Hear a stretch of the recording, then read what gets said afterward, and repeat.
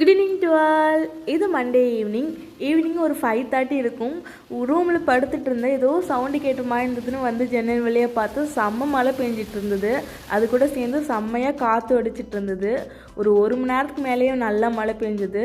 So ரொம்ப வெயிலாக இருந்ததா, மழை பெஞ்சது நல்லா கூலிங்காக இருந்தது. பட் ஆனால் கரண்ட் கட் பண்ணிட்டாங்க. 5 o'clock ஈவினிங் போனது நைட்டு 9 மணிக்கு தான் வந்தது.